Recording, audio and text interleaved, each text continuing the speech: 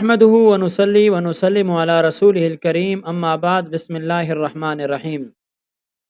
ناظرین اکرام، ہماری دعا ہے کہ اللہ آپ تمام لوگوں کو ہمیشہ خوشیوں کے ساتھ رکھے، آنے والے مصائب اور پریشانیوں سے آپ تمام مسلمانوں کی حفاظت فرمائے۔ ناظرین اکرام، الحمدللہ ہم اور آپ سب لوگوں نے اپنی اپنی قربانیاں کر لی ہیں اور عید بھی اپنے اپنے انداز میں منا لی ہے، جس کی جس طرح وسعت اور طاقت ہوتی ہے۔ تو سب سے پہلی دعا تو یہی ہے کہ اللہ رب العالمین امت مسلمہ کے تمام مسلمانوں کی قربانیوں کو قبول فرمائے، اور جن کی نیت میں کچھ گڑبڑ تھا اللہ وہ بھی اس کی کمی کوتاہی معاف فرما کے صحیح معنی اس کو اجر ثواب نصیب فرمائے۔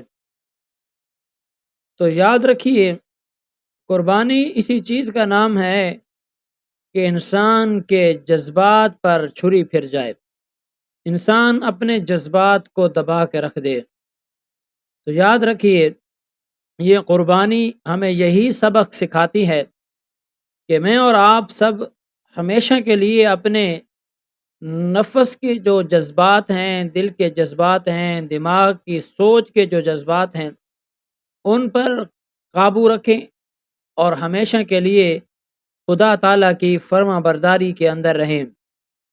تو یاد رکھیے میرے دوستو، یہ چیزیں کیسے آتی ہیں؟ تو ہمیشہ یاد رکھنے والی یہ بات ہے کہ اس بات کو اپنے دل کے اندر تھما رکھنے کے لیے دو تین چیزیں ضروری ہیں۔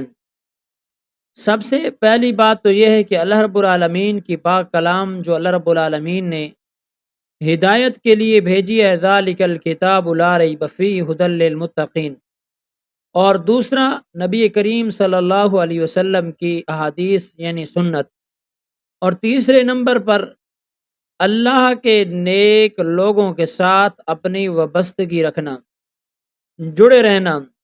جیسے کہتے ہیں کہ لوگوں کو اچھی محفل میں بیٹھنے کی وجہ سے لوگ اچھے بن جاتے ہیں، اور بری محفل میں بیٹھنے سے انسان برا بن جاتا ہے۔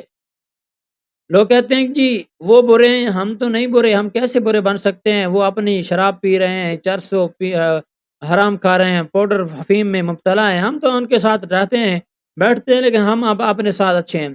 لیکن یاد رکھیے، آہستہ آہستہ کچھ وقت آتا ہے جس کے اندر بعد میں انسان اسی رنگ میں ڈھل جاتا ہے، کہیں نہ کہیں غلطی کر بیٹھتا ہے۔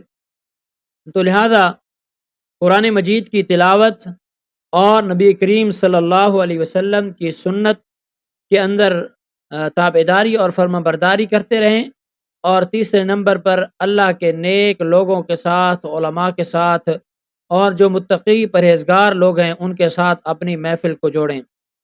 محفل اچھی ہوگی تو پھر نتیجہ بھی اچھا نکلے گا، اگر محفل اچھی نہیں ہے تو یاد رکھیے دوستو، پھر نتیجہ بھی مشکل ہوگا، کیونکہ احادیث کی روح سے آتا ہے کہ نبی کریم صلی اللہ علیہ وسلم نے ارشاد فرمایا کہ جو جن لوگوں کے ساتھ رہتا تھا کل قیامت کے دن انہی کے ساتھ اٹھایا جائے گا۔ یعنی اس کا مطلب یہ ہے کہ اگر اچھی محفل والے لوگوں کے ساتھ رہتا تھا تو پھر اچھے لوگوں کے ساتھ اٹھایا جائے گا، اچھے لوگوں کے ساتھ اس کا حشر ہوگا۔ اگر وہ بندہ غلط کار اور گناہ گار بدکاروں کے ساتھ تو پھر اس کا حشر بھی اس طرح ہوگا۔ ہاں البتہ زندگی کے کسی موقع میں اس نے اپنے آپ کو سنبھال لیا تو پھر ممکن ہے انشاءاللہ اللہ اپنے کرم اور مہربانی سے اس کا معاملہ درست فرمائے گا۔ تو بہرحال آج ہم اپنی ویڈیو کے اندر اختتام ہی کرتے ہیں، اور اپنے دوستوں سے یہی باتیں کر دی ہیں، اور آخری بات پھر وہی کر رہا ہوں کہ آپ کثرت سے قرآن مجید کی تلاوت کریں اور اس میں اپنا دل لگاؤ لائیں، تاکہ نورانیت دل میں پیدا ہو، اور قربانی اور رمضان اور ان عیدوں کے مقصود ہمیں حاصل ہو جائیں۔